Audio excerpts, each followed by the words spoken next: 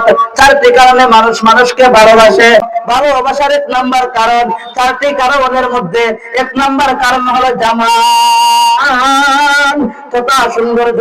মানুষ মানুষকে ভালোবাসে সুন্দরের জন্য, এমন ভাবে ভালোবাসা ফেলে যে সৌন্দর্যের কারণে ভালোবাসার পর একে অপরের জন্য জীবনও দিয়ে দেয়। দুই নাম্বার কারণ হলো কামাল তথা পরিপূর্ণতা।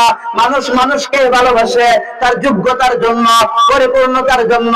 টাকা পয়সার অভাব নাই, বাড়ি গাড়ির অভাব নাই, যোগ্যতার অভাব নাই, মানুষ তাকে ভালোবাসে।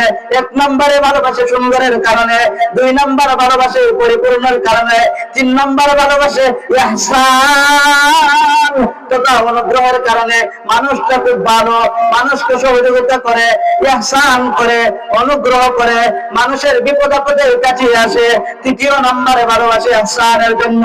চতুর্থ নম্বর ভালোবাসে পারাবত তথা আত্মীয়তার জন্য।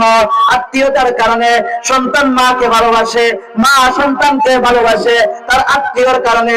সন্তানটা যদি হয় প্রতিবন্ধী, সন্তানটা যদি হয় কথা বলতে পারে না, সন্তানটা যদি হয় সুন্দর করে চলাফেরা করতে পারে না, হাত নাই পা নাই, তারপরেও ওই মা বাবার কাছে ওই সন্তান সবচেয়ে বেশি দামি হয়ে যায়। ওই মা বাবা ওই সন্তানের জন্য মানুষ তার জীবন দিয়ে দেয়। কখনো তার সন্তানকে কেউ কোনো কথা বললে সে মেনে নিতে পারে না। তাহলে ভালোবাসার কারণ হচ্ছে চারটি। এক নম্বরে হলো জামাল তথা সৌন্দর্য, দুই নম্বরে হচ্ছে কামাল পরিপূর্ণতা, তিন নম্বরে হচ্ছে ইহসান অনুগ্রহ, চার নম্বরে হচ্ছে কারাবত আত্মীয়তার কারণে।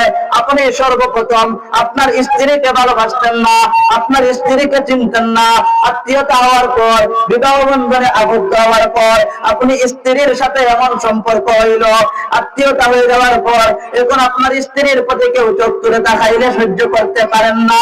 আপনার শালার সাথে আগে কোনো মহব্বত ছিল না, কিন্তু আত্মীয়তার কারণে এমন এক সম্পর্ক হইল, আপনার শালার দিকে যদি কেউ আঙ্গুল তুলে তাকায় আপনি সহ্য করতে পারেন না। তাহলে ভালোবাসার কারণের মধ্যে জামাল, কামাল, ইহসান, কারাবত, চারটি কারণে মানুষ মানুষকে ভালোবাসে। আমরা